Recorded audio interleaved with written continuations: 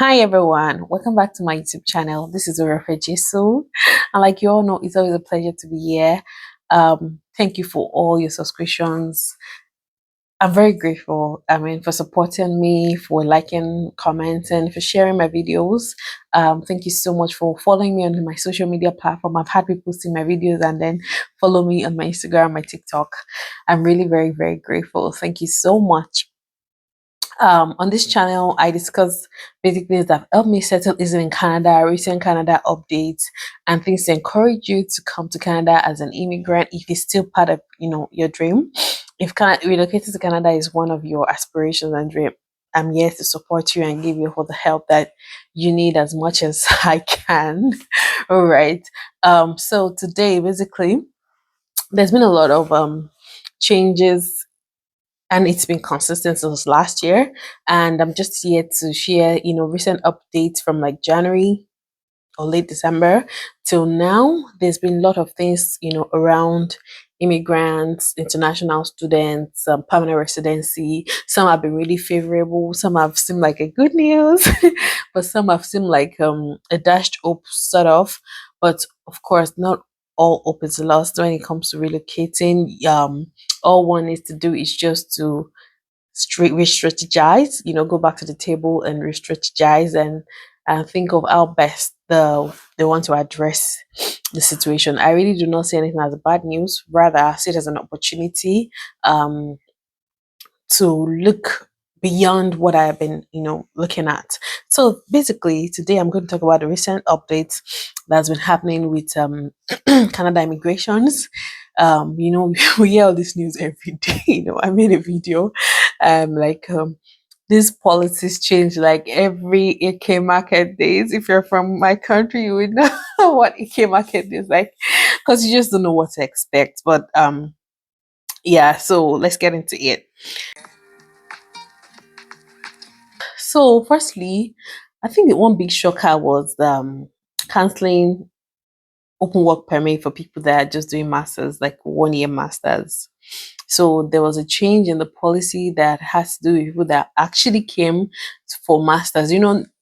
It was actually outrightly cancelled for people that came to study in colleges, that they need more skilled laborers that have master's degree and doctorate and the likes, right? So people started delving towards getting a master's degree, even if it's 1 year, right? So that they can bring their family.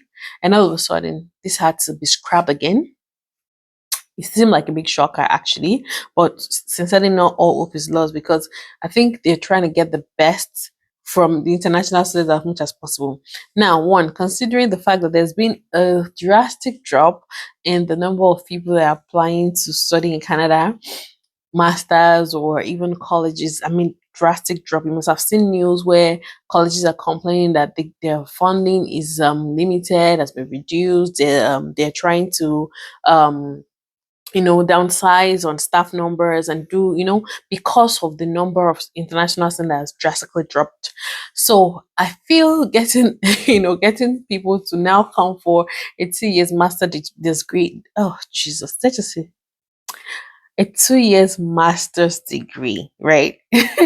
Is another way to generate revenue, because if you come for 1 year masters and that's all you do and you get 3 years work permits, right? I can actually do that because that pays me better.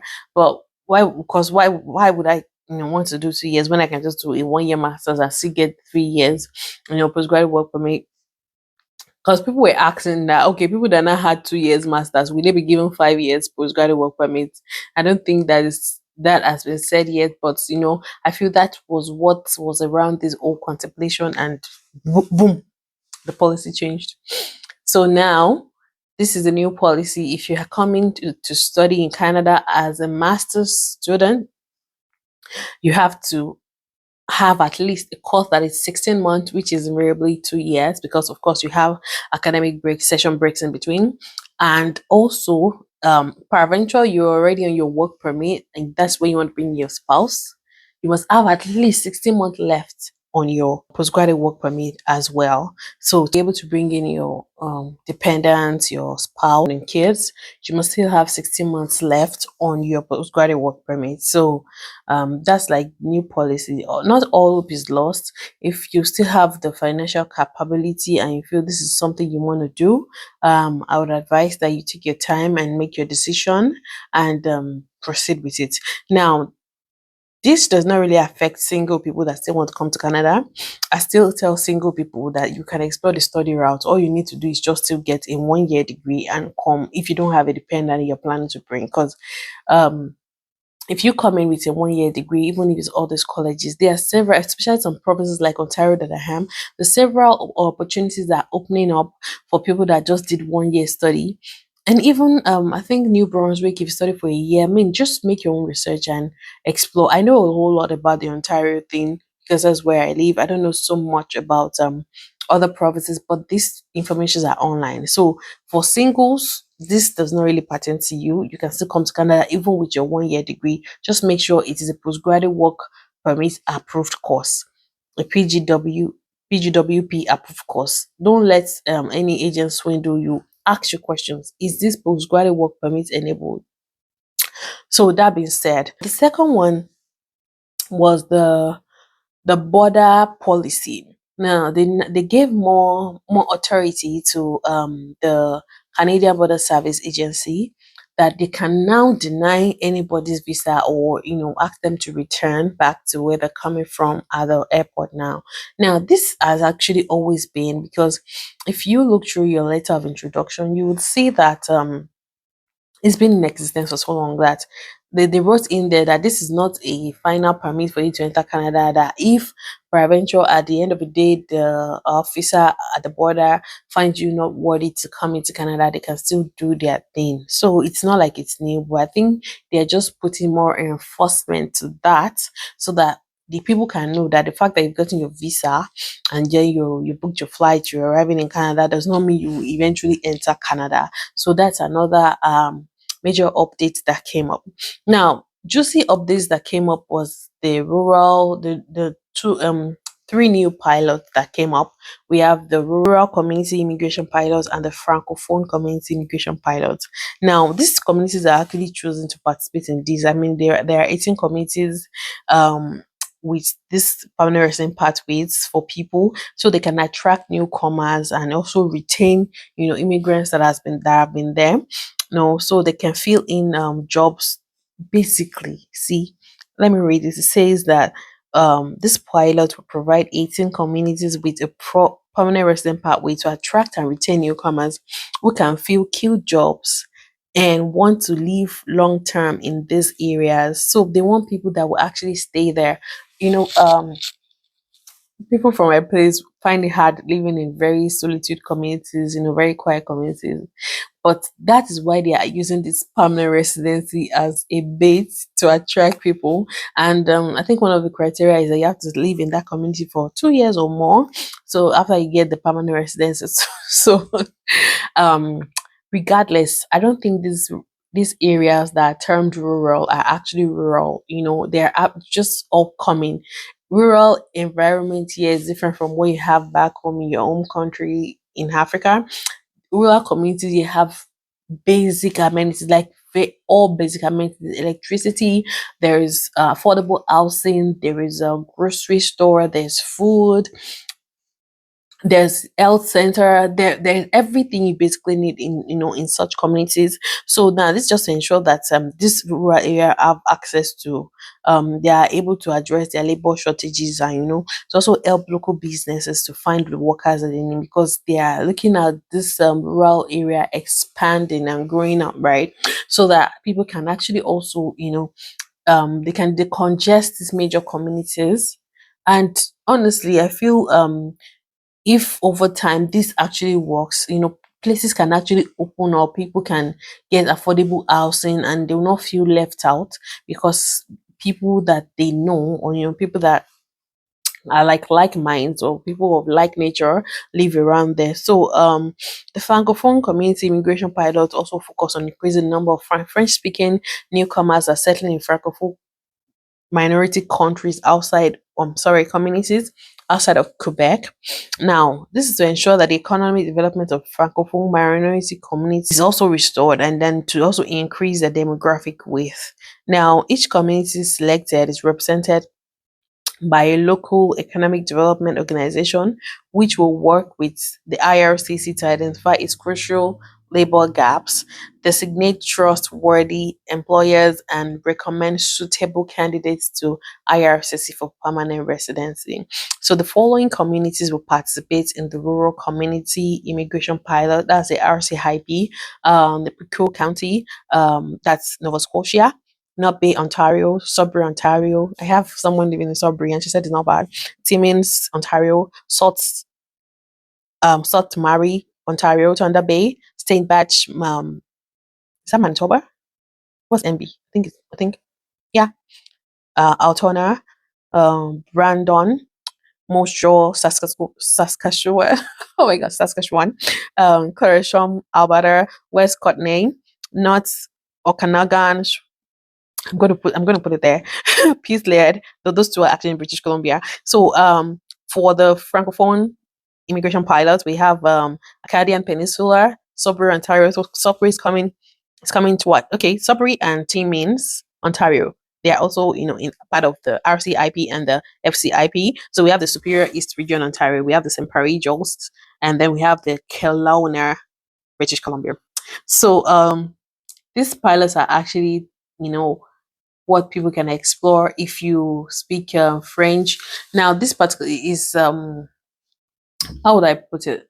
This is particular to people outside the country and inside in Canada as well. For example, if you're an international student and still contemplating on what to do, I'd advise that you'd start applying to places like that. Now, if you're certain that you're going to get a job, you get an offer, and you move to those kind of places, housing is actually affordable, but try to make sure you get a job offer before you go. You can check online, look for, okay, maybe I always tell people to um focus on in-demand sectors, but I don't think there's actually a restriction to jobs in this particular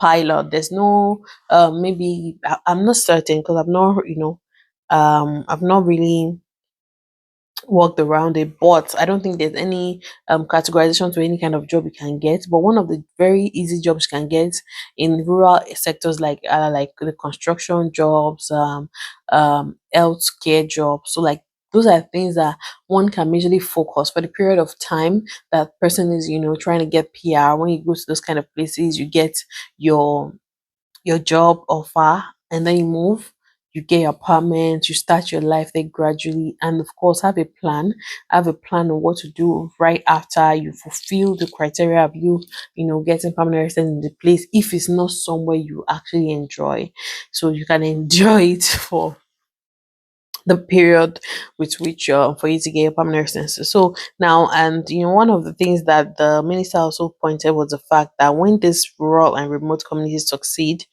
Canada also succeeds, right? It's as simple as that. So through these pilots, they're helping to fill jobs and drive growth in our magical small communities and making life better for everyone who lives there. And I think it's actually a very good initiative because people can come into Canada and start off from those places. I mean, people are living in Saskatchewan, all these cold places that we hear about, and they are enjoying it. People have been there for 5, 10 years, and they say, "Oh, it's actually good." My pastor, is Saskatchewan, and they say things like, um this is success when the only community where you can literally walk to everywhere you want to go to, like everything you need is in your community. I don't know how we say it, but he's trying to say you have the grocery store, you have the hospital, you have everything, like you don't have to travel miles away. So I believe all the things are also available in these rural communities and francophone communities as well. So please get your evaluations ready, get English test ready. Those are like the two things to start any express entry, whatever that has to do with Canada, and see how you can explore any of this pilot. Now, another good news was the Ontario pilot. They started another ready pilot. They call it rural economic development through immigration. So it's called the ready pilot. So the target is a particular think five of them, they're giving them the, no, four. Yes. So four of them. So if you are able to secure a job in any of these major four communities, you're going to get permanent residency. So for each of the community, they have 200 target.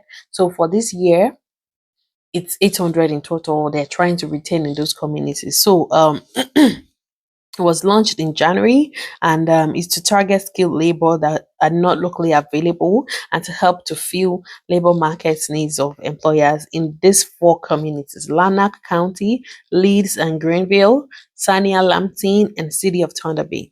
Now, I've been to Sania. Sania is just like every other city, and it's beautiful. It's quiet, and see, fuel is so cheap there. Hey God, I mean gas. Sorry, my Nigerian self as well. Like gas is so cheap there because what we had, I think they get oil and one of the depots is there. I don't know, sha, but things are so affordable there, and it's um it's not so far to some other major communities as well. There's every basic amenities you want there, and I think there's also a bus system there. So these places are not like rural, like I said. I've been to Sania. I know someone that stays in Thunder Bay as well, and they are not bad. So it offers a pathway to permanent residency for skilled foreign workers with a job offer. So even if you're outside the country, you can start applying to these places. Maybe you can just search for jobs in Lana County. If you get any of these offers that is able to bring you in, then you can apply for permanent residency through this thing.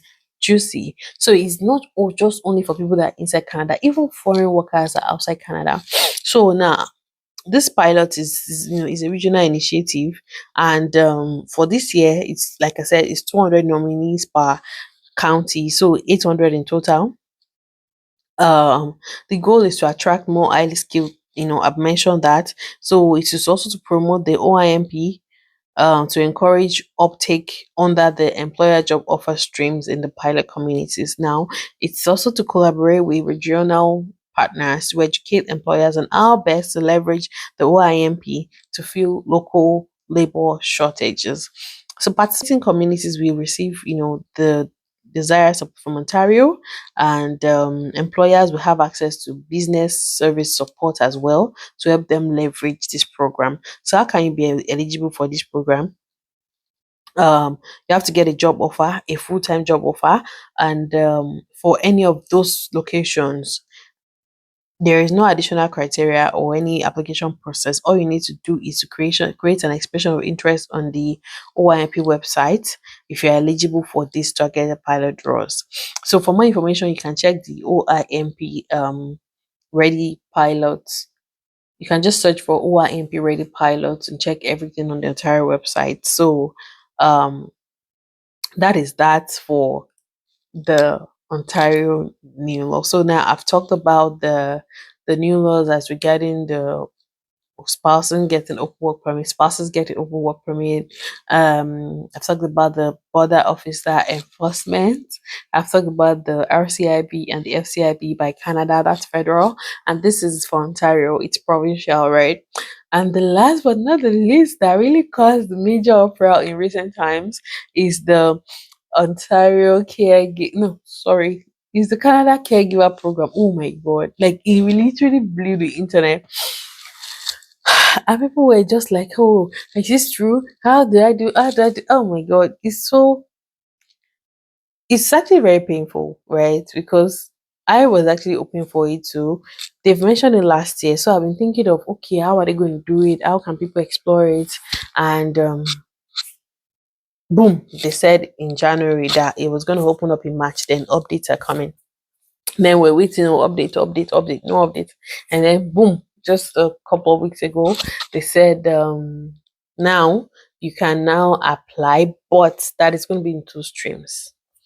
So before they in that January they gave the criteria that okay, people should start getting the document ready, get your English test. Like they're not really focusing on you being a fluent speaker. As long as you are, intermediate, like have a band 4, you're good to go. And then do your education evaluation, And then the key thing is getting a job offer, which is one of the reasons why people were running left and right. Oh, how do I get a job offer? Like that's the main thing in all these things. Because of course, getting your certificates evaluated is not like a big deal and stuff like that. So the new update as regard that one is now that okay, it's going to be in two streams, in Canada and outside Canada. In Canada is going to open is one that is opening first and by May 31st. So if you're still an international student and you have a job like as an HSW or even a PSW that goes from home to home, you can explore this opportunity. All you need to do is get all your documents ready, do your English test, get your employer to acknowledge that yes, you're in this is what you're doing, and on the put you under the knock that is desirable for this particular pathway, and see how you can position yourself when it start. I think the target is like I'm not sure, but there's a number of targets for that stream. I don't know how they're going to allocate it to in Canada and outside Canada. So this pilots I feel is one of the ways to help temporary residents in Canada to settle living in Canada before they now focus on more people that are coming in. So yeah, so those have been like the recent updates about the IRCC, recent updates in recent times. So I hope you find any of these useful that you can actually hold on to and work with. If you have any question or if you want me to run you through anything, kindly reach out, comment below. If you've not subscribed and you've come this far, please subscribe to my channel, share my channel to people that need it, let the algorithm favor me to so people can also see this and enjoy this that I'm doing. I really appreciate all the encouragement so far. So that will be all for now, and I'll see you in my next video. Thank you so much and have a good time. Bye.